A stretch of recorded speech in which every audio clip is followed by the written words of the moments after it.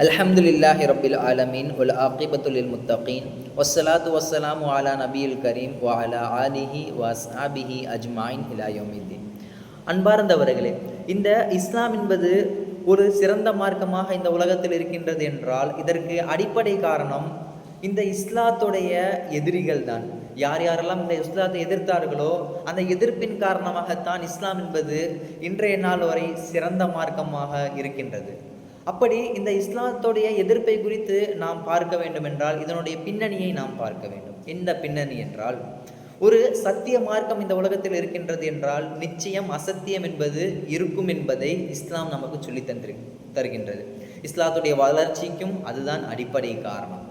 அப்படி இருக்கும்போது இந்த இஸ்லாத்தை எதிர்ப்பவர்கள் தொடர்ந்து இருந்து கொண்டுதான் இருப்பார்கள் இந்த உலகம் அழியும் வரை. இந்த இஸ்லாத்துடைய ஆரம்பம் எங்கிருந்து ஆரம்பித்தது என்பதை சற்று நாம் சிந்தித்து பார்க்க வேண்டும். ஆதம் அலைஹிஸ்ஸலாம் அவரிடத்தில் ஆரம்பித்தது. அப்போது அல்லாஹு தஆலா ஆதம் அலைஹிஸ்ஸலாம் அவர்களை படைத்தான்.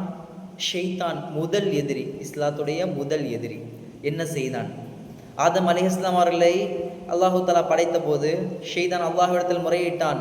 அன ஹைரும் மின்ஹு, நான் அவரை விட சிறந்தவன். ஹலகத்தனி மினன் நார், என்னை நீ நெருப்பால் படைத்தாய். ஓ ஹலகத்துஹு மினத்தீன், ஆதமை நீ மண்ணால் படைத்தாய், நான் தான் சிறந்தவன் என்று முறையிட்டான். அப்போது அல்லாஹு தஆலா அவனை வெளியேற்றினான். வெளியேற்றும் போது ஷைத்தான் சொன்னான், உன்னுடைய மக்கள் எல்லாத்தையுமே நான் வழிகெடுப்பேன், இல்லா இபாதிக சாலிஹீன், சாலிஹான அடியார்களை தவிர என்ற ஒரு வார்த்தையை சொன்னான். அப்போ இதுதான் நம்முடைய இந்த ஸ்பீச்சோடைய அடிப்படை. உன்னுடைய அடியார்களில் சாலிஹானவர்களை தவிர வேறு எல்லாத்தையும் நான் வழிகெடுப்பேன் என்று ஷைத்தான் சொன்னான். அப்போ இந்த உலகத்தில் ஷைத்தான் தான் இந்த எதிர்ப்புவாதத்தை பரப்புவதற்கு அடிப்படை காரணம் என்பதை நாம் இதிலிருந்து தெரிந்து கொள்ளலாம். அப்படி ஷைத்தான் அடிப்படை காரணமாக இருக்கின்றான் என்பதை நாம் அறிந்து கொண்டு இந்த முஸ்லிம் மக்கள் சரியான முறையில் இந்த இஸ்லாத்தை பின்பற்றவில்லை என்றால் அதற்கு அடிப்படை காரணம் ஷைத்தான் தான். அப்போ இந்த எதிர்ப்புவாதம் பரப்புவதற்கும் காரணம் ஷைத்தான் தான். அப்போ இந்த எதிர்ப்புவாதத்தை நாம் அடியோடு அழிக்க வேண்டும் என்றால் நாம் சரியான முறையில் செயல்பட வேண்டும். செயல்படவில்லை என்றால் இந்த எதிர்ப்பை நாம் அழிக்க முடியாது. இந்த சாதாரண எதிர்ப்புவாதிகளை குறித்து நாம் பார்க்காமல் நான் சொல்கின்றேன், முஸ்லிம்கள் தான் முதல் அடிப்படை எதிர்ப்புவாதிகள்.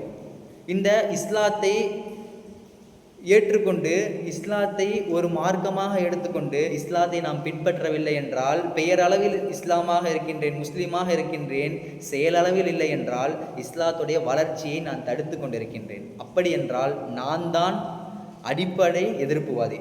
அப்போ இந்த எத்தனை முஸ்லீம்கள் இந்த உலகத்தில் அப்படி எதிர்த்து வாழ்ந்து கொண்டிருக்கின்றார்கள் என்பதை சற்று நாம் சிந்தித்து பார்க்க வேண்டும். இஸ்லாத்துடைய கலாச்சாரத்தை பின்பற்றாமல் இந்த உலகத்துடைய கலாச்சாரத்தை பின்பற்றக்கூடியவர்கள் எத்தனை பேர் இருக்கின்றார்கள்? தொழுகைக்கு வாருங்கள் என்று அழைப்பு விடுத்தால் தொழுகைக்கு வராமல் படத்திற்கும் சினிமாவிற்கும் பாட்டு கேலி கிண்டல் என்று இந்த உலகத்திற்கு முக்கியத்துவம் தருகின்றார்களே தவிர இந்த இறை மார்க்கத்துடைய வளர்ச்சிக்கு முக்கியத்துவம் தருவதில்லை. அப்படி என்றால் யார் அடிப்படை எதிர்ப்புவாதிகள்? நாம் தான். அடுத்துதான் அவர்கள். அப்போ அந்த எதிர்ப்புவாதிகளை நாம் மாற்ற வேண்டும் என்றால் முதலில் நாம் நம்மை மாற்றிக்கொள்ள வேண்டும். நம்மை மாற்றிக்கொண்டால் மட்டும்தான் அந்த எதிர்ப்பை நம்மால் மாற்றிக்கொள்ள முடியும். அதைத்தான் அல்லாஹு தஆலா குர்ஆனில் சொல்லி காட்டுவான், வ இன்ன நஸ்ரல்லாஹி கரீப், அல்லாஹுடைய உதவி என்பது அருகில் இருக்கின்றது. எப்போது நாம் நம்மை மாற்றிக்கொண்டால் மட்டும்தான் இறைவனுடைய உதவியை கிடைக்கும், அதை நம்ம அடைய முடியும் என்பதுதான் இறைவனுடைய வாக்கு. அப்படி இருக்கும்போது ஒரு 4 விஷயங்களை நாம் செய்தால் இந்த எதிர்ப்புவாதத்தை நம்மால் மாற்ற முடியும், அழிக்க முடியும். முதலாவது, இந்த பாலஸ்தீன் மக்கள் இருக்காங்கள்ல, டெய்லி நம்ம பார்க்குறோம், அவர்களுடைய அந்த தியாக உணர்வு, இந்த உலகம் எனக்கு வேண்டாம், இறை மார்க்கம் போதும், என்ன வேணாலும் இந்த உலகனுக்காக நான் கொடுப்பேன் என்ற எண்ணம் வர வேண்டும்.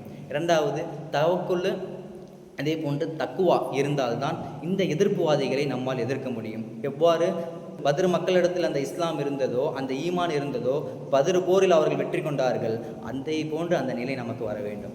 கடைசியாக தொழுகையின் பக்கம் விரைய வேண்டும். அஸ்ஸலாத்து மிஃப்தாவுல் ஜன்னா என்று நபி அவர்கள் சொல்லி காட்டியது ஜன்னத்திற்கு மட்டும் இல்லை, இந்த உலகத்திலும் நாம் வெற்றி கொள்ள வேண்டும் என்றால் அந்த ஸலாத் இருக்க வேண்டும். இவ்வாறு முழுமையாக நம்முடைய வாழ்க்கையில் இஸ்லாத்தை நாம் கொண்டு வரும்போது எப்படிப்பட்ட எதிர்ப்பாக இருந்தாலும் அல்லாஹு தஆலா அதை அடியோடு அழித்து விடுவான்.